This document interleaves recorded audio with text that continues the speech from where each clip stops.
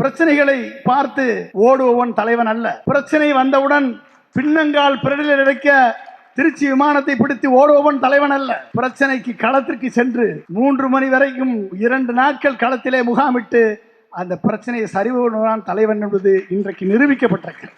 குஜராத்தில் அகமதாபாத்தில் நடந்த ஏர் இந்தியா விமான கிராஷ் 220 பேரை 12 மணி நேரத்தில் போஸ்ட்மார்ட்டம் பண்ணா 41 பேரை உடற்கூறாய்வு மருத்துவர்களை பக்கத்து மாவட்டங்களிலிருந்து வரவழைத்து நைட்டு 1 மணிக்கு ஆரம்பித்த அந்த உடற்கூறாய்வு மறுநாள் 4 மணிக்குள்ள 41 பேருடைய உடற்கூறாய்வை செய்து முடித்து சாதனை சரித்திரம் படைத்து உட்கார்ந்திருக்காரு இங்க மருத்துவர் அவர்கள், நம்ம மக்கள் நல்வாழ்வுத்துறை அமைச்சர் அவர்கள். அது மட்டுமா 800 டாக்டருங்க, நான் கூட 300 பேர் நினைச்சேன். அவர் சொல்லும்போது 800 டாக்டரை வரவழைத்து எதற்காக முதல்வர் அவர்கள் இதை செஞ்சிருக்கணும்.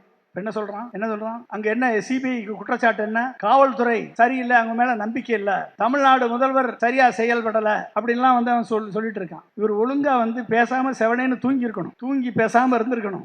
இருந்து மக்கள் நல்வாழ்வுத்துறை அமைச்சர் அனுப்பாம இருந்திருக்கணும், செந்தில் பாலாஜி அனுப்பாம இருந்திருக்கணும், யாரும் போகாதீங்க பாரு இருந்திருக்கணும். 41 100 ஆயிருக்குமா இல்லையா? 41 100 ஆயிருக்கும். 100 ஆனது 2 டேபிள் தான் இருக்கு போஸ்ட்மார்ட்டம் பண்றதுக்கு. முதல்வர் 7 இருந்திருந்தாருன்னா 4 நாள் ஆயிருக்கும். 4 நாள்ல 41 பேருடைய குடும்பம் கரூர்ல மட்டும் கூப்பிடல, பக்கத்து மாவட்டத்துல தான் கூப்பிட்டுருக்கான். பக்கத்து மாவட்டத்துல இருந்து தான் ஒரே குய்யோ முறையோ அழுது அதை 24/7 ஊடகத்துல ஒளிபரப்பி மக்கள் மத்தியில ஒரு கலவரத்தை உருவாக்கி எந்த நடிகரை பார்க்க சென்றார்களோ அந்த நடிகர் வீட்டை தீ வச்சு கொளுத்தி ஒரு பிரச்சனை உருவாகி இருந்துச்சா தமிழக முதல்வர் நல்லவராக இருந்திருப்பார்.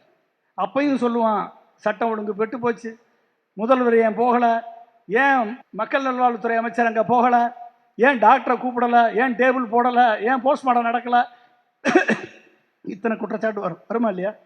அவர் சொல்லும் போதே 30 பேர் அவுட்டு, 39 பேர் இறந்து கொண்டாந்துருக்காங்க, 200 பேரை காப்பாத்திருக்காங்க. ஒரே நாள்ல பிரச்சனையை கலவரமாக மாறாமல் தடுத்திருக்கிறார்கள். அத்தனை வசதியும் செய்திருக்கக்கூடியவர்கள் இவர்கள் தலைவர்களா? பின்னங்கால் பிடலில் அடிக்க ஓடியவன் தலைவனா?